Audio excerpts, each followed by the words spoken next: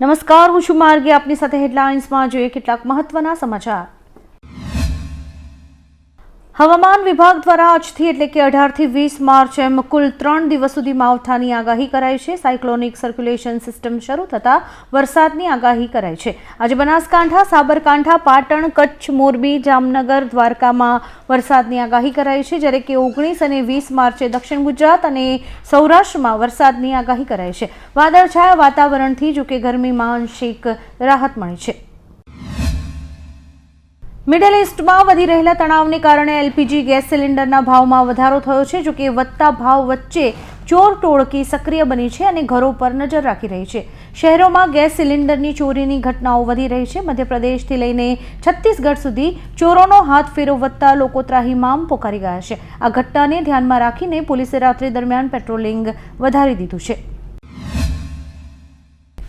અમદાવાદમાં ફરી એકવાર શૈક્ષણિક સંસ્થાઓને નિશાન બનાવતી એક ગંભીર ઘટના સામે આવી છે. શહેરની બે જાણીતી શાળાઓ મહારાજા અગ્રસેન અને આનંદ નિકેતનને બોમ્બથી ઉડાવી દેવાની ધમકી મળતા ભારે અફરાતફરી મચી ગઈ છે. આ ધમકી મળ્યાના તુરંત બાદ પોલીસ અને બોમ્બ સ્ક્વોડની ટીમ ઘટના સ્થળે રવાના થઈ ગઈ હતી. સુરક્ષાના ભાગરૂપે શાળાઓમાં 100% તપાસ હાથ ધરાઈ છે. દેશમાં એલપીજીની અછત વચ્ચે શિપિંગ મંત્રાલયે ચિંતાજનક માહિતી આપી છે. સચિવ રાજીવ કુમારે જણાવ્યું કે સ્ટ્રેટ ઓફ હોર્મુઝમાં ભારતના 22 જહાજો ફસાયેલા છે, જેમાંથી 6 જહાજોમાં 3 લાખ મેટ્રિક ટન એલપીજી છે. જોકે રાહતના સમાચાર એ છે કે શિવાલિક અને નંદાદેવી નામના 2 જહાજો 92,700 મેટ્રિક ટન ગેસ લઈને ભારત પહોંચી ગયા છે. જોકે કેન્દ્ર સરકારે સ્વીકાર્યું છે કે વર્તમાન સ્થિતિ અત્યંત ગંભીર છે. ઈરાનના પ્રભાવશાળી નેતા અલી લારીજાનીના મોતના સમાચારને તહેરાને સત્તાવાર સમર્થન આપ્યું છે. ઇઝરાયેલના દાવા મુજબ તહેરાન પર કરવામાં આવેલા હવાઈ હુમલામાં લારીજાની માર્યા ગયા છે, જેમને ઇઝરાયેલ મોટી સૈન્ય સફળતા ગણાવી રહ્યું છે. આ જ હુમલામાં બસીજ કમાન્ડર ગોલામ રેજા સોલેમાની પણ માર્યા ગયા હોવાનો દાવો કરાયો છે. લારીજાનીના સોશિયલ મીડિયા હેન્ડલ ઉપરથી પણ આ સમાચાર શેર કરાયા છે. ઈરાન સામેના યુદ્ધમાં 17 દિવસ પછી સ્થિતિ ગંભીર બની છે. ઈરાને વળતા પ્રહારમાં સ્ટ્રેટ ઓફ હોર્મુઝ બંધ કરી દેતા વિશ્વના તેલ પુરવઠા પર મોટી આફત આવી ગઈ છે. અમેરિકી રાષ્ટ્રપતિ ડોનાલ્ડ ટ્રમ્પે આ માર્ગ ખોલાવવા માટે નાટો સાથી દેશોની મદદ માંગી હતી, પરંતુ સાથી દેશોએ તેને આ અમારું યુદ્ધ નથી કહીને પીછેહટ કરી છે. ટ્રમ્પે ચેતવણી આપી છે કે જો આ સંકટમાં સાથ નહીં મળે તો નાટોનું ભવિષ્ય જોખમમાં મુકાઈ શકે છે. ગુજરાત ભાજપે આગામી 23, 24 અને 25 માર્ચ દરમિયાન તમામ ધારાસભ્યોને વિધાનસભામાં હાજર રહેવા માટે એક વ્હીપ જારી કર્યો છે. આ 3 દિવસોમાં યુસીસી વિધેયક અને અશાંત ધારા જેવા અત્યંત મહત્વપૂર્ણ બિલ્સ રજૂ થવાના છે. સરકાર આ અગત્યના કાયદાઓને બહુમતી સાથે સરળતાથી પસાર કરાવવા માંગે છે, તેથી પક્ષના તમામ સભ્યોની હાજરી સુનિશ્ચિત કરવા આ કડક આદેશ અપાયો છે. ઈરાનના વિદેશ મંત્રી અબ્બાસ અરાઘચીનું મોટું નિવેદન સામે આવ્યું છે. તેમણે મધ્ય પૂર્વમાં સર્જાયેલી અસ્થિરતા અને યુદ્ધની સ્થિતિ માટે સીધું અમેરિકાને જવાબદાર ઠેરવ્યું છે. અરાઘચીએ જણાવ્યું કે આ સંઘર્ષમાં અનેક મિત્ર દેશો અને સામાન્ય લોકોને ભારે નુકસાન થયું છે, જેના બદલ રાષ્ટ્રપતિ અગાઉ માફી પણ માંગી ચૂક્યા છે. તેમણે સ્પષ્ટ કર્યું કે ઈરાને આ યુદ્ધ શરૂ નથી કર્યું, પરંતુ તેઓ માત્ર પોતાનો બચાવ કરી રહ્યા છે. લંડનના હેમરસ્મિથમાં પંજાબી રેસ્ટોરન્ટના માલિક હરમન કપૂરે હલાલ મીટ નહીં મળે તેવું બોર્ડ લગાવતા વિવાદ સર્જાયો છે. આ જાહેરાત બાદ 100 પાકિસ્તાનીઓના ટોળાએ રેસ્ટોરન્ટમાં તોડફોડ કરી હરમન પર હુમલો કર્યો હતો. 16 વર્ષથી વ્યવસાય કરતા હરમને આક્ષેપ કર્યો છે કે તેમને હલાલ વેચવા દબાણ કરાય છે. જીવ બચાવવા તેમણે વિશ્વભરના શીખ સમુદાય પાસે મદદ માંગી છે. તેમના ઘરને પણ નિશાન બનાવાયું છે. અમેરિકા, ઇઝરાયેલ અને ઈરાન વચ્ચે છેલ્લા 18 દિવસથી ચાલી રહેલા ભીષણ યુદ્ધને શાંત પાડવા માટે ફિનલેન્ડના રાષ્ટ્રપ્રમુખ એલેક્ઝાન્ડર સ્ટબે ભારત પર વિશ્વાસ વ્યક્ત કર્યો છે. તેમણે જણાવ્યું કે ભારતની સમજાવટ અને વિદેશ મંત્રી એસ જયશંકરની મધ્યસ્થતાથી આ વિવાદ ઉકેલાઈ શકે છે. યુદ્ધને કારણે ક્રૂડ ઓઇલની વધતી કિંમતો અને ઉર્જા સંકટ વચ્ચે હોર્મુઝ જળમાર્ગની સુરક્ષા માટે ટ્રમ્પે ભારત સહિતના સાથી દેશોની મદદ માંગી છે. મધ્યપ્રદેશના ઇન્દોરમાં ઇલેક્ટ્રિક કાર ચાર્જિંગ દરમિયાન શોર્ટ સર્કિટથી ભીષણ આગ લાગી હતી. આ આગે આખા ઘરને લપેટમાં લેતા 4 ગેસ સિલિન્ડર બ્લાસ્ટ થયા હતા.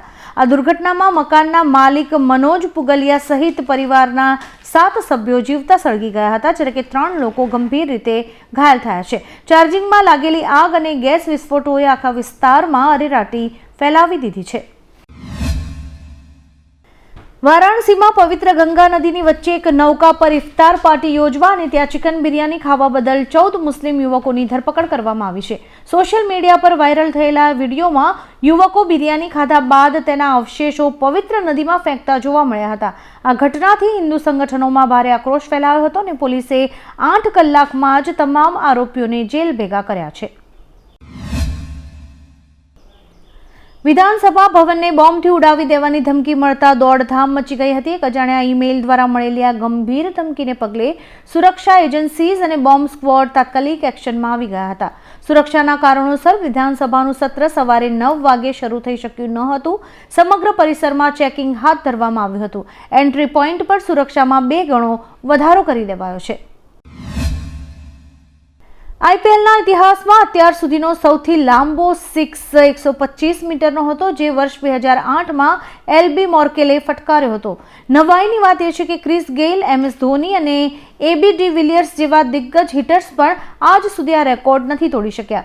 દર સિઝન પહેલા ચાહકોમાં ઉત્તેજના હોય છે કે શું કોઈ આ મોન્સ્ટર સિક્સને પાછળ છોડી શકશે, પરંતુ આ રેકોર્ડ તોડવો અત્યંત પડકારજનક સાબિત થયો છે. મિડલ ઇસ્ટમાં વધતા સંઘર્ષ વચ્ચે આજે ઇઝરાયેલે ઈરાન પર ભીષણ હુમલો કર્યો હતો. આ હુમલામાં ઈરાનના સૌથી મોટા સુરક્ષા અધિકારી અલી લારીજાનીનું તો મૃત્યુ થયું જ છે, સાથે તેમના પુત્ર મુર્તઝા લારીજાનીનું પણ મોત થયું છે. ઈરાને આ મોતના સમાચારને પુષ્ટિ આપી છે. લારીજાની ઈરાનના અત્યંત પ્રભાવશાળી નેતા હતા. વધતા હુમલાઓને જોઈને યુદ્ધનો કોઈ અંત આવે તેવા સંકેત નથી મળી રહ્યા. પ્રખ્યાત લેખક રોબર્ટ કિયોસાકીએ ભવિષ્યવાણી કરી છે કે વૈશ્વિક અર્થવ્યવસ્થામાં ટૂંક જ સમયમાં મોટો બદલાવ આવશે. તેમણે કહ્યું કે આ વર્ષના અંત સુધીમાં સોનાના અને ચાંદીના ભાવની કિંમતોમાં મોટો ઉછાળો આવશે. તેમણે વધુમાં કહ્યું કે 1 ગ્રામ સોનાની કિંમત લગભગ 1 લાખ અને 1 ગ્રામ ચાંદીની કિંમત 540 રૂપિયા સુધી પહોંચી શકે છે. મિડલ ઇસ્ટમાં વધતા તણાવને કારણે વૈશ્વિક સ્તરે ક્રૂડ ઓઇલની કિંમતોમાં ભારે ઉછાળો જોવા મળી રહ્યો છે. આ સ્થિતિને લીધે ઘણા દેશોમાં પેટ્રોલ ડીઝલના ભાવ રેકોર્ડ સ્તરે પહોંચ્યા છે. આંકડા મુજબ લાઓસમાં ડીઝલ 72.4%, વિયેતનામમાં પેટ્રોલ 50% અને ડીઝલ 65.8% મોંઘું થયું છે. તેવી જ રીતે કંબોડિયામાં ડીઝલ 37.3% અને અમેરિકામાં 27.6% મોંઘું થયું છે. આવા જ કેટલાક રસપ્રદ સમાચારો નિહાળવા માટે અમારી YouTube ચેનલને લાઇક, શેર અને સબસ્ક્રાઇબ કરો અને જોતા રહો હેડલાઇન્સ.